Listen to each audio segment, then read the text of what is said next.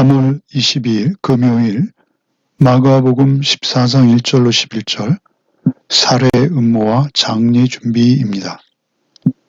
오늘 본문은 예수님의 장례를 앞두고 향유를 부었던 한 여인의 기록이죠. 또한 예수를 향해 적대감을 가진 두 이야기, 대상과 서기관들의 이야기와 가룟 유다의 이야기가 이 향유 여인의 이야기를 감싸고 있습니다.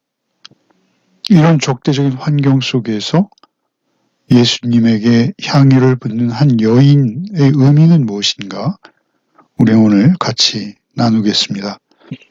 먼저 1절과 2절을 읽겠습니다. 이틀이 지나면 유월절과 무교절이라 대제사장들과 서기관들이 예수를 흉계로 잡아 죽일 방도를 구하며 이르되 밀란이 날까 하노니 명절에는 하지 말자 하더라. 이 마가복음에서 마가가 자주 사용하는 어떤 표현 기법이 있는데요. 그것은 우리가 잘 알고 있듯이 몇 번에 걸쳐서 보았습니다만 보따리 구조입니다. 샌드위치 구조라고 하죠. 인크루지오라고 하는데요. 이것은 향유 여인의 이야기를 감싸고 있는 두 이야기가 있다는 것이죠. 앞에서는 권력, 곧 대중의 인기와 그 인기를 기반으로 한 통치권을 유지하기 위한 대상과 서기관들의 음모가 기록되어 있고요. 그리고 이제 향유 여인의 이야기가 끝나면 그 끝 무렵에는 내부의 배신자, 대상과 서기관들은 외부의 적이라면 이제 내부의 배신자로 가룟 유다의 이야기가 포위하고 있습니다. 자신의 기대가 대책 없이 무너지자 예수님을 한치의 망설임도 없이 배신하는 그런 내부의 배신자가 기록되어 있죠. 그렇게 1절과 2절에는 대상과 서기관들이 예수를 흉계로 잡아 죽일 방도를 구하고 있어요. 흉계로 잡아 죽일 방도 1절에 이렇게 말하죠. 11절에는 가룟 유다가 어떻게 넘겨줄까 하고 그 기회를 찾더라. 그러니까 외부적으로 내부적으로 방도를 찾는 자, 또 기회를 찾는 자들이 예수님을 감싸고 있다라는 것이죠. 흉계로 잡아 죽인다라는 흉계라는 것은 다른 성경이 교묘하게 속임수로 몰래 그 대중들의 인기가 많아서 그 대중들이 보는 데서 예수님을 체포할 수 없어요. 폭동의 우려가 있습니다.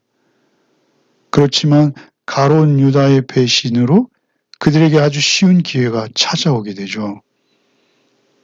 2절에 이르되 밀란이 날까 하노니 명절에는 하지 말자라고 그들이 이렇게 머뭇거리고 있을 때 예수께서 한 나병 환자였던 자의 집에서 식사하는 모습이 기록되고 있죠. 3절부터 읽겠습니다.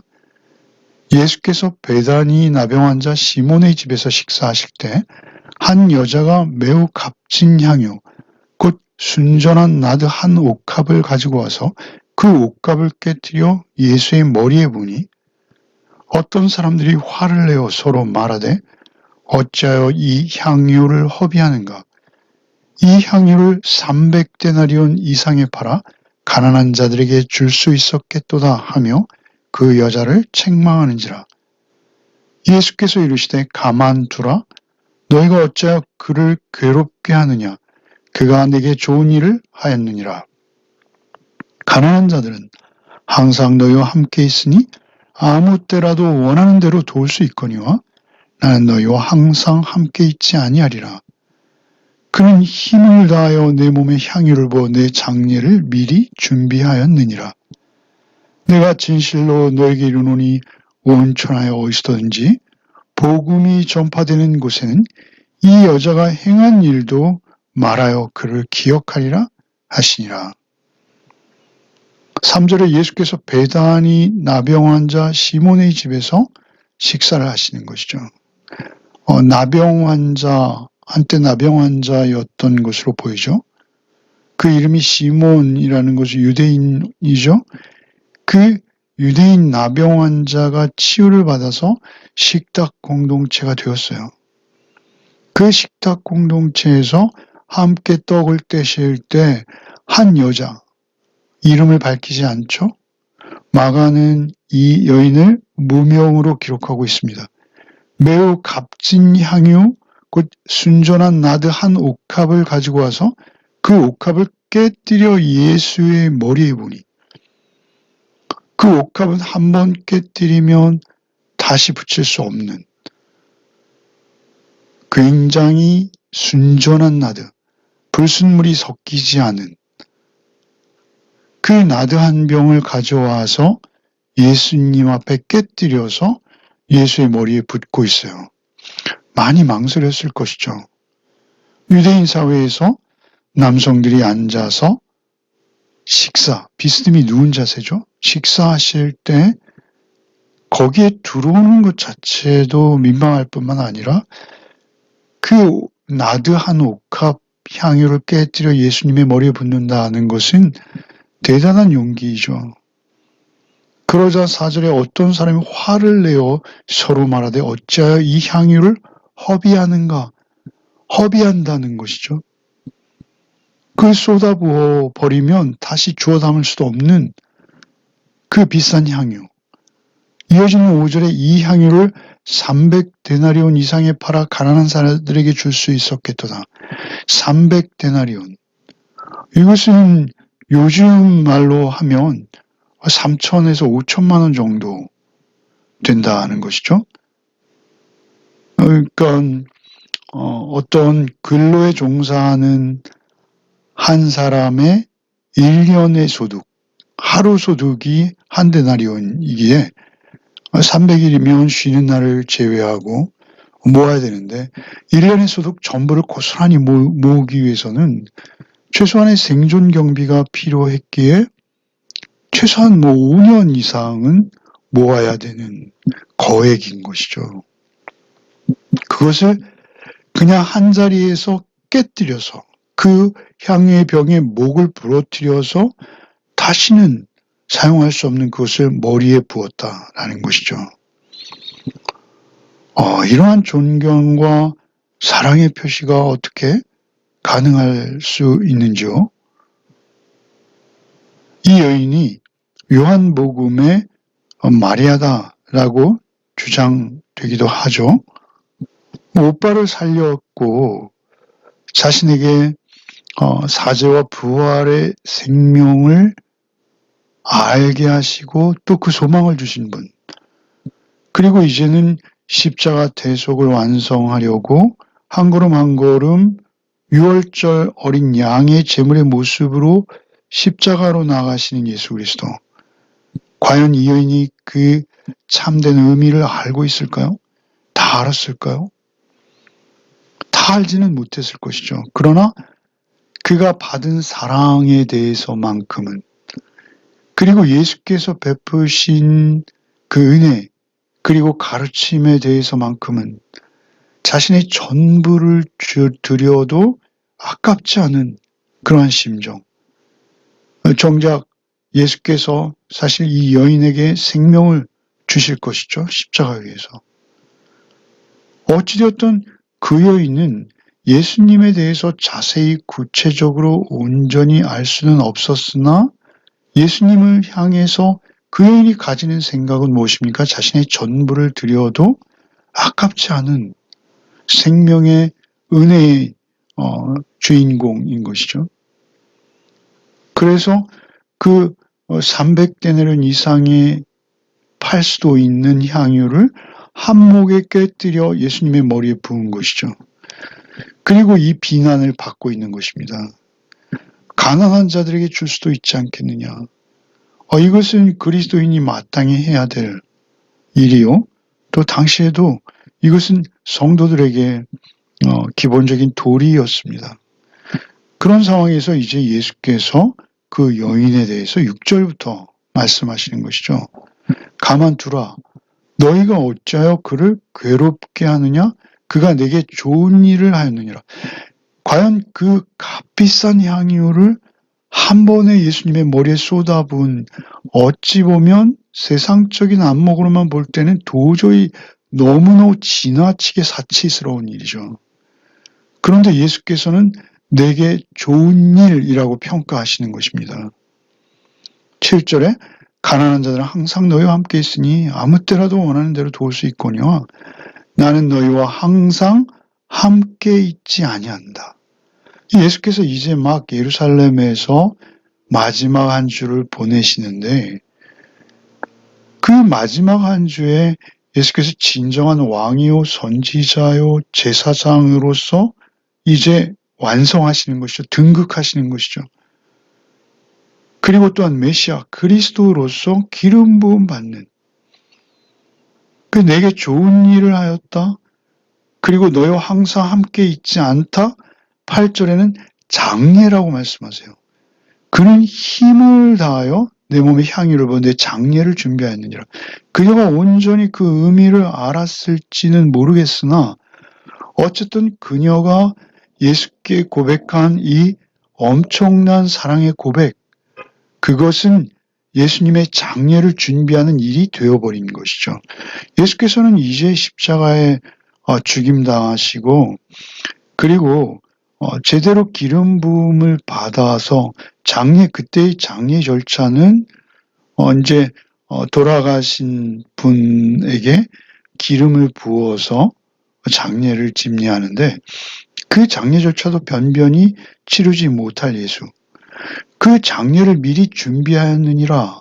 예수는 지금 십자가의 죽음을 확실히 아시죠?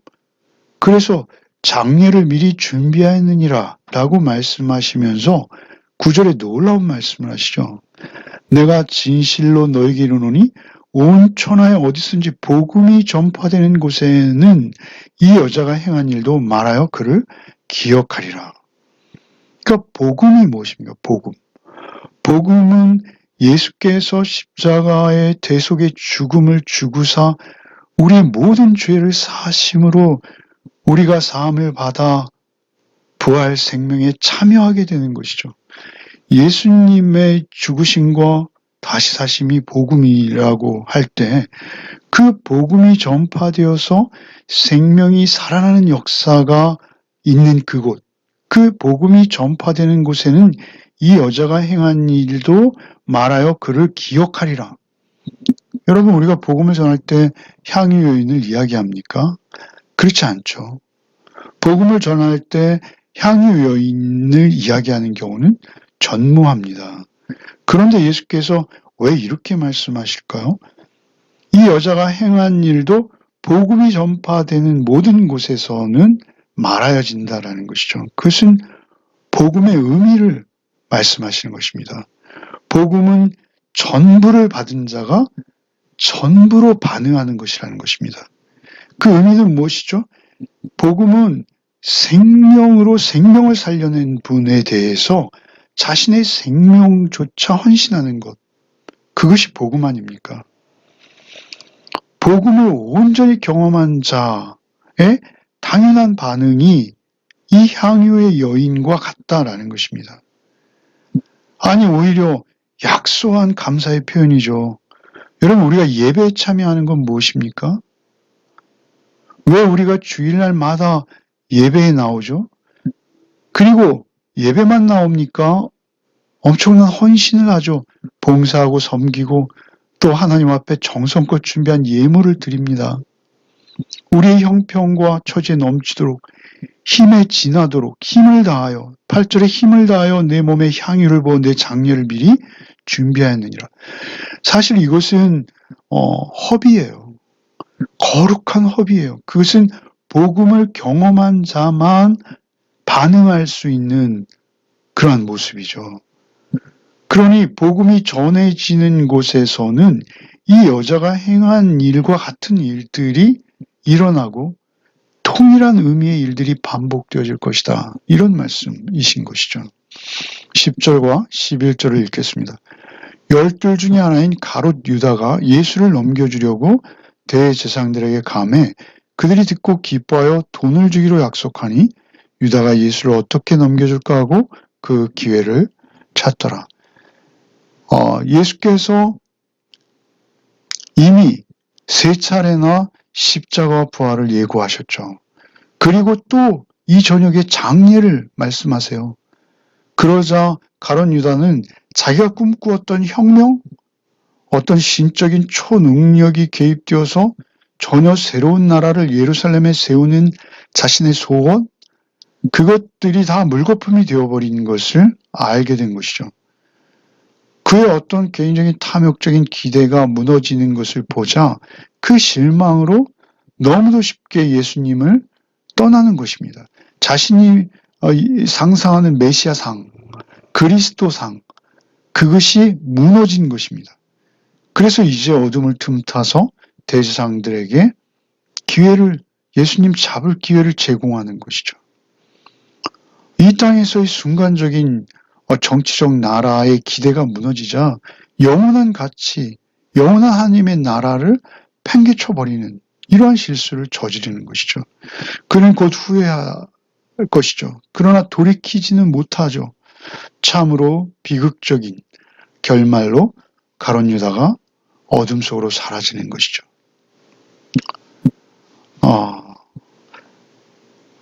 한 여인이 예수 그리스도를 사랑했고 또 감사해서 자신의 모든 소유를 들여 예수를 경배하는 위치에 섰다라면 가룟 유다는 자신의 야망과 자신의 돈을 위해서 영원한 생명의 가치를 몰라보고 스스로 버리는 행동으로 나가는 것입니다.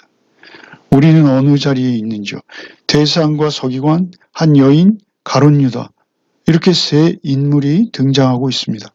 나는 어디에 있는지 우리 늘 유념하고 주님의 그 은혜, 생명의 은혜에 보답할 양으로 오늘도 주님 앞에서 우리의 인생을, 우리의 삶을 드리는 복된 하루가 되시기를 바랍니다.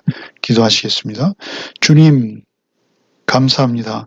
예수께서 나를 위해 주님의 생명을 허비하신 것과 같이 나도 우리의 주변을 위해, 아니 예수 그리스도의 그 엄청난 사랑을 받은 자답게 우리도 그 사랑으로 우리 주변을 품어낼 수 있도록 주여 우리를 긍휼히 여겨 주시옵소서.